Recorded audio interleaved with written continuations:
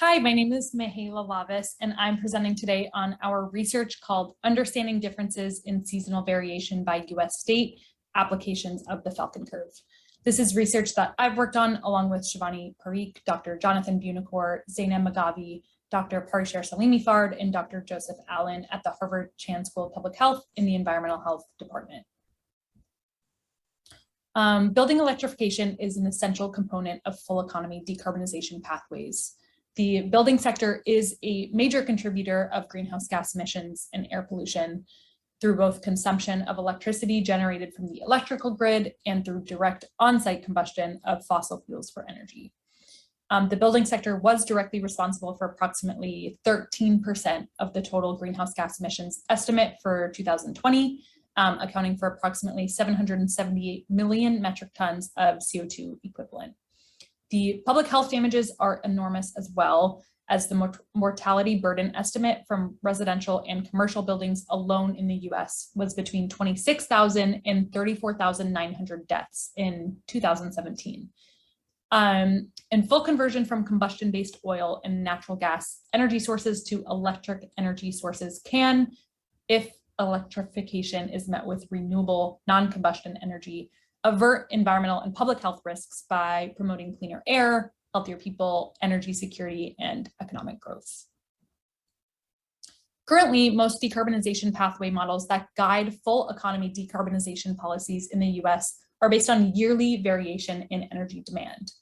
They do not explicitly include seasonal variation in energy demand caused by increased heating demand in the winter and cooling demand in the summer. And by overlooking the seasonal variation of energy demand, states primarily rely on transmission and distribution from offsite underground gas storage and liquefied natural gas facilities during the peak seasonal demand. Previous work by Dr. Bunacore and others evaluated these seasonal fluctuations in total building energy demand across the US, revealing both the current performance of the energy system under fossil fuels as well as the potential performance of the energy system under various electrification scenarios. His research produced the first Falcon curve to represent seasonal variation at the national level, which pays homage to the famous duck curve. Bunacore and others evaluated how the use of different electric heating technologies with different coefficients of performance, also known as COPs, where higher COPs represent higher efficiencies, could change electricity demand. They found that utilizing heating technologies with a COP of 6 would shrink the current energy demand during the winter peak, offering a feasible option for full economy decarbonization, as the envisioned winter demand would be much more manageable. So while previous work was at the national level, here we aim to apply this method to the state level. For each state has different building electrification needs based on their respective climates and infrastructures and policies. Specifically, this study will be the first to evaluate state-specific seasonal fluctuations in building energy demand and how this state-specific building energy demand would change under various building electrification scenarios. For our methods, we downloaded data from the EIA from March 2010 through February 2020. We specifically pulled monthly data on total energy consumption, natural gas consumption, and electricity generation and consumption by residential and commercial buildings across Massachusetts, Oregon, Florida, and Minnesota. We chose these 4 states because of the variety of climates and infrastructure, as each respective state is located in a different climate region. We then separately calculated descriptive statistics for commercial and residential buildings across each state, including the month-to-month average over these 10 years. We then used state-specific Falcon curves as a basis for assessing how each state's respective energy demand performance would change if different candidate electric heating technologies with different prototypical COPs were implemented. So we use COPs 1 through 6 to represent various electric heating technologies for our electrification scenarios, with COP 1 electric heating technologies representing baseboard resistance heating, COP 2 as air source heat pumps, COP 4 as ground source heat pumps, and COP 6 as utility scale networked ground source heat pumps. So this slide shows the current average monthly energy demand in each state, starting with just Massachusetts here. The y-axis is energy use. On the left side, it's in trillion BTUs. The x-axis is the month starting with January and going through December. The blue is electricity, which we can see is much higher in the summer with a little peak from cooling. And the green color represents fossil fuel, which we can see is much higher in the cooler months for heating. The yellow is electrical system direct use and transmission and distribution losses. We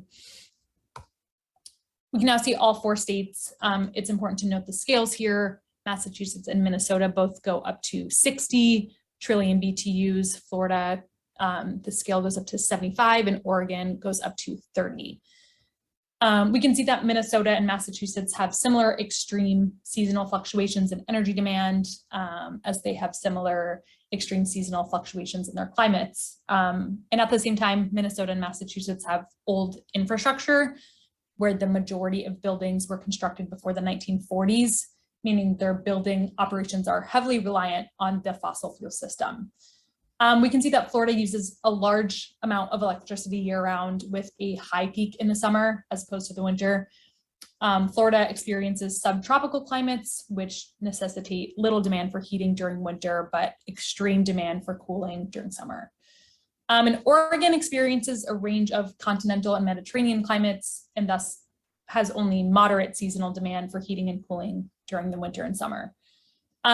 Oregon and Florida buildings are also more reliant on the electric system and have a lesser need for heating, particularly due to their newer infrastructures, where the majority of their buildings were constructed during the 1970s and 1980s. So we're going to dive into all of the electrification scenarios in a second, but this shows if each state were to convert their fossil fuel use to electricity with a performance of COP1. This is what the seasonal variation curves would look like. None of the y-axes have changed, and their seasonal variation is still very drastic. But if we see much more efficient technologies implemented, we would see these curves, which are much easier to manage. So this shows the other end of the spectrum, what state falcons would look like if they converted all of their fossil fuel use to electricity with a performance of COP6. We can see that if full electrification happened using higher performing technologies, the energy demand during the peak months decreases and becomes much more manageable for states.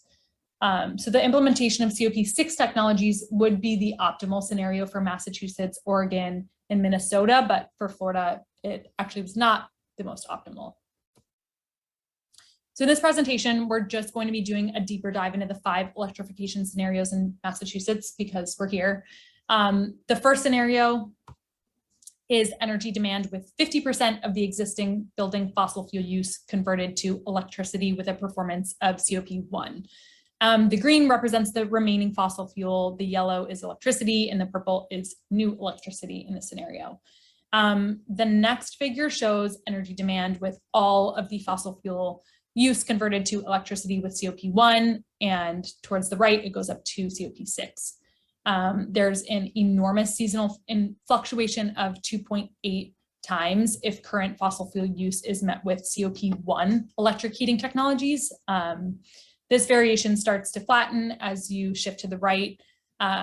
If current fossil fuel use is met with more efficient electric heating technologies, reducing to a 1.6 times by the COP6. So even with COP2 performance, which is that figure in the middle, the electricity demand in the winter is almost double if you convert on-site combustion for heating to electric heating. In meeting the proposed increased seasonal demand on the electrical grid would require a massive deployment of non-combustion renewables. So Massachusetts stands out in a few ways. It obviously has a volatile climate, really old infrastructure. It is far from a distribution center for oil and gas. So therefore, what Massachusetts needs to do and is doing is implement a really aggressive set of policies that require the state to deploy expensive, highly efficient technologies. Massachusetts actually plans to break ground on several projects to implement geothermal microgrids that perform at COP6 through 8 in the coming years. So while the implementation of each of these technology categories is feasible, Their actual implementation will be a matter of how much time and money and resources each state is willing to invest in upfront to see cost savings in the long term. I do want to point out that these needs are different from the needs of, let's say, Florida, which is already fairly electrified and already has pretty new infrastructure, meaning it would need less expensive technologies to achieve the same gains. Here's our list of limitations. Our analysis was limited to the years between 2010 and 2020. Our data was not comprehensively disaggregated by energy type. We assume that full conversion from fossil fuels to electricity is possible in buildings. We assume prototypical COP values for benchmarking purposes, which does not reflect changing COP values from daily, monthly, and spatial variations of temperatures. We did not include an analysis of how each state supplies its network of energy grids and electrical grids, or how that supply would change under our electrification scenarios, which is a really important part of future research. We can't decarbonize buildings if we're electrifying them without supplying the grid with non-combustion renewables. If we do meet the proposed increased seasonal demand on the electrical grid with fossil fuels, then we would be essentially decarbonizing buildings by recarbonizing the electrical grid, negating the climate, health, and equity benefits of decarbonizing buildings in the first place. So here are our conclusions. This research shows that state-based seasonal variation represented by Falcon curves is an important consideration for energy decarbonization pathway modeling. These Falcon curves can be leveraged to guide statewide or national decarbonization strategies, like assessing the cost benefits of implementing specific decarbonization strategies. So with that, thank you so much for your time.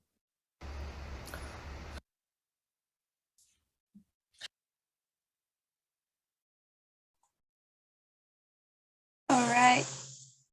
So is Mahela here? Yes, hi, I'm here. Okay. Yeah, great.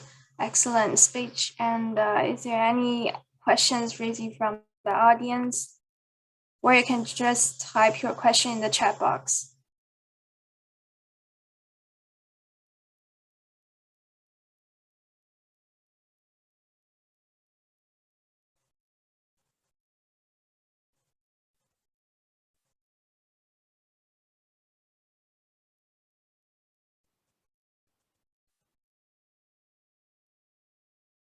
Or Mahela, do you have any other thoughts that you want to add on? That's it. Feel free to reach out. I can add my email to the chat box if anyone wants to get in contact. Okay. Thank you.